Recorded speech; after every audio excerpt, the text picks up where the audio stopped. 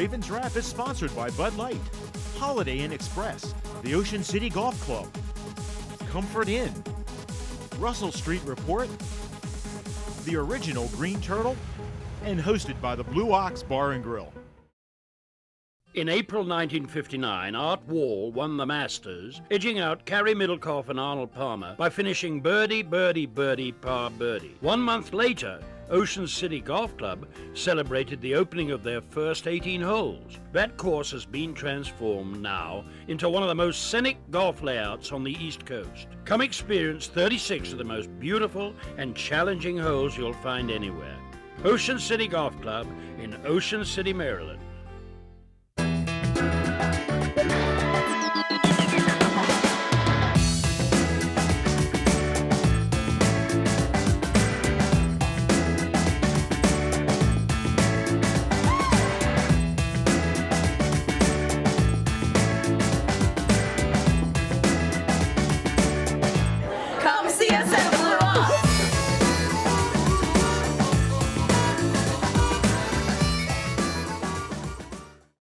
Welcome back in. It is the original Green Turtles Ravens Wrap Show right here on Comcast Beach TV and the home of the Ravens, Delmarva's Rock Radio 93.5 The Beach. The Ravens and Giants coming up Sunday. Kickoff at 4:25. Pregame on 93.5 The Beach. Going to be at 3:55. That's a game that got flexed, as the NFL has to give 12 days advance notice to teams if they're going to flex games. And these are games that are meaningful games that usually are between two pretty good teams that have a lot on the line. And certainly for the Ravens, they have already secured a 5th straight playoff berth, which is the good news despite the loss.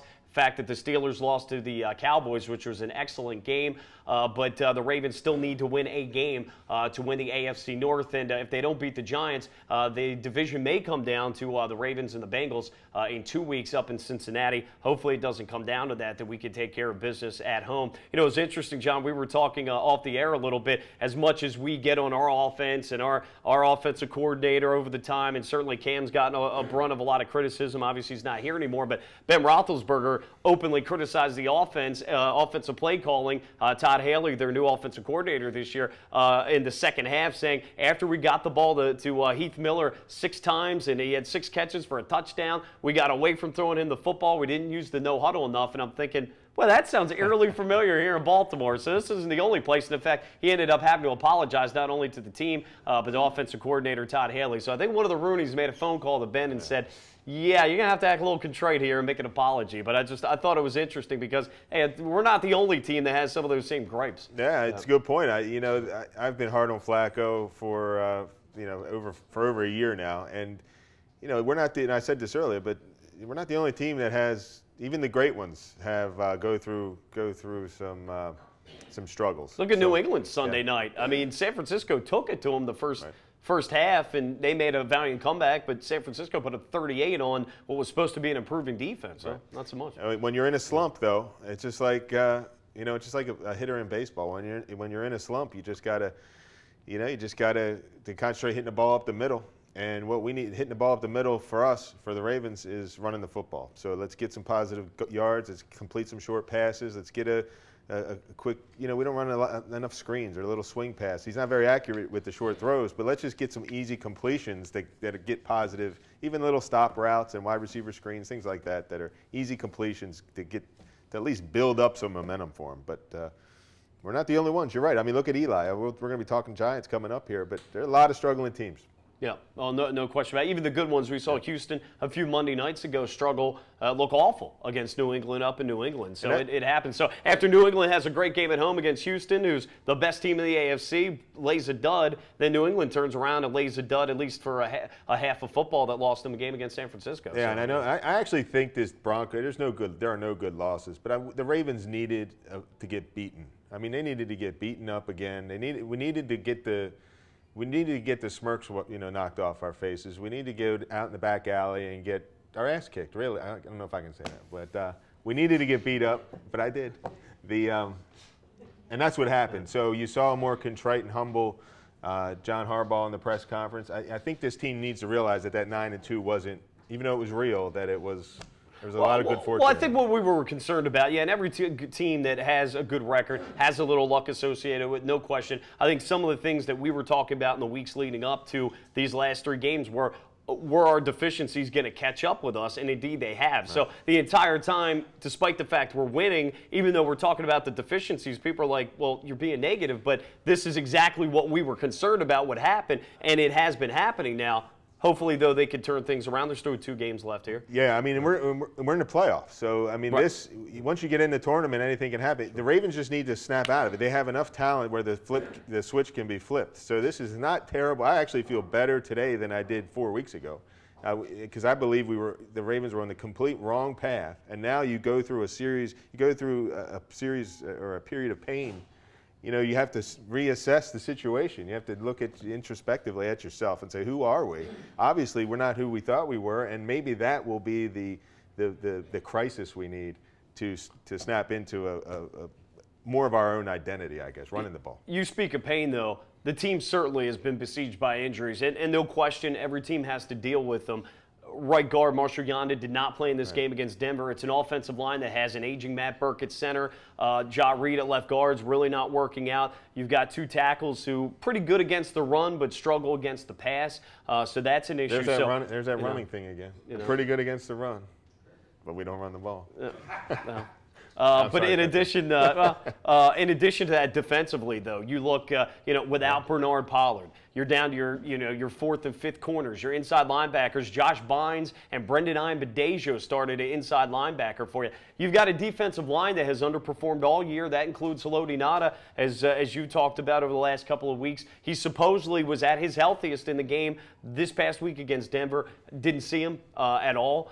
That's a major issue for this team. So not only injuries, but then when you get a lack of performance where you need it the most. Again, Denver. Here's an interesting stat. Denver ran the football 45 times. That's the most for a team quarterbacked by Peyton Manning in all his years in the NFL. That speaks volumes. They didn't have to beat us with Peyton Manning's arm or all the great receivers they have. And Decker had a great game. We did a good job against our other receivers.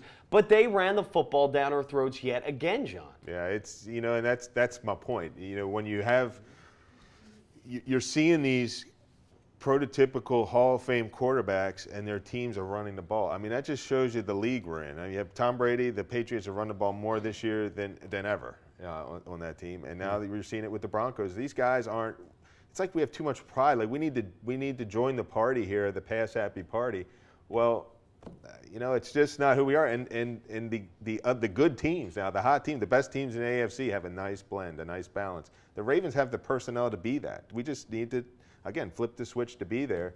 And I think the Ravens can be there. This is a huge, huge game. I think if the Ravens go into Cincinnati needing to win that game on the road against a hot Cincinnati team, I think the Ravens are in trouble. This is a true test. We're going to find out what's going to happen here for the team. If they win this game, there could be a little bit of momentum built into the playoffs. There's also talk that if they win, and this is all conjecture, if they win, they get the division. Right. If that's able to happen, if Pittsburgh beats Cincinnati, maybe they rest those guys the last week. Right. That's something we can talk about next week. But there's no question this team needs to get healthy in a hurry. That does certainly play a part in the team's struggles that we've had over the last 3 weeks or so. And you talk about identity.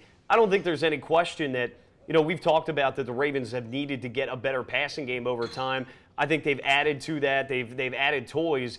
But then maybe Cam got too pass. Not maybe. He did get too pass happy. And even though we have these toys, doesn't mean that our identity isn't still running the football, and it's still maybe a 50-50 mix if it's slightly over okay. But, we've talked about all year, our imbalance between pass and run, it's been about 13 or 14 more passes a game than runs, and that is not our identity. You do need to add weapons to the passing game to be explosive. We did that, but at the same time, that doesn't mean that you get that out of whack, and I think that's where we've been, and, yeah, we certainly need to get back there. Yeah, Joe is and that's what Joe needs to be successful. Joe needs help. I mean, he's got probably the best physical tools in the league. He has a tough time processing information, so we need to make the game easier for him.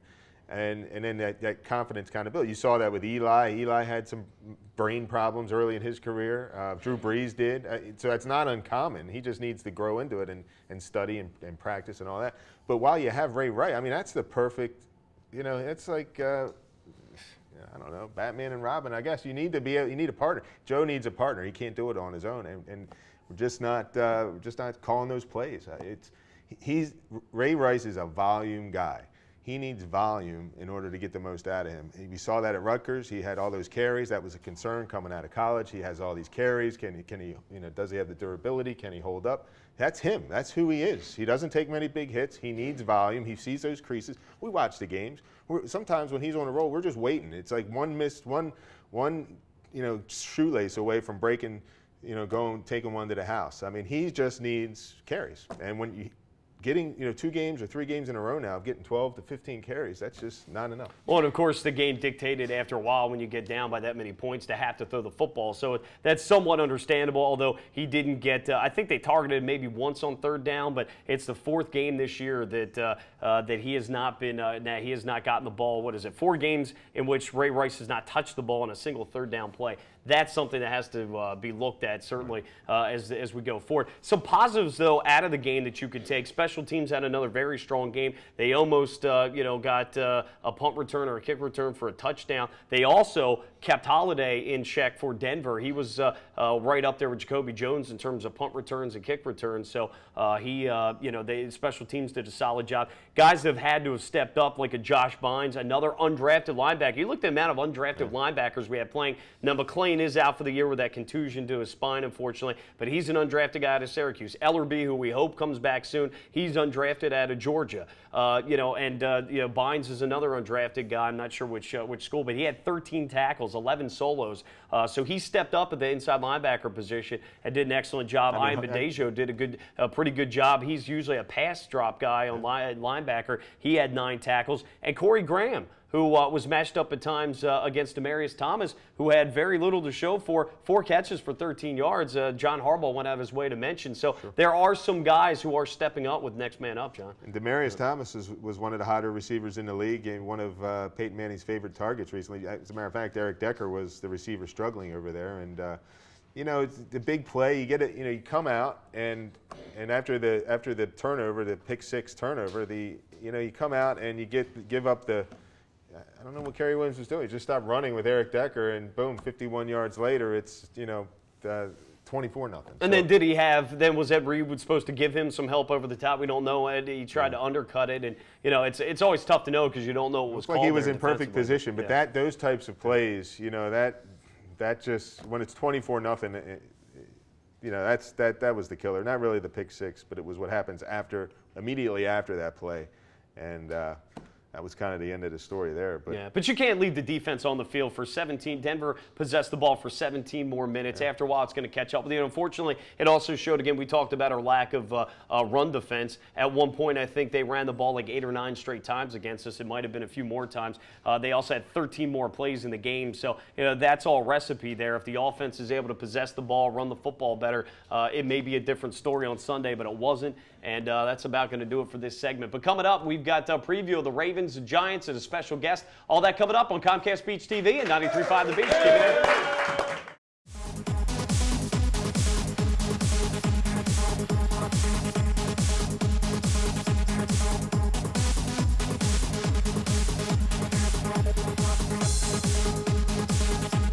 Ravens Wrap is sponsored by Bud Light, Holiday Inn Express, the Ocean City Golf Club, Comfort Inn, Russell Street Report, the original Green Turtle, and hosted by the Blue Ox Bar and Grill. Welcome to the Comfort Inn Gold Coast. Conveniently located just 1 block from the beach and adjacent to shopping at the Gold Coast Mall and the movie theater. Newly renovated and open year-round with a marvelous bayfront view. Visit us on the web at comfortgoldcoast.com and see our hot deals and great golf packages, or simply call our direct reservation line to plan your stay.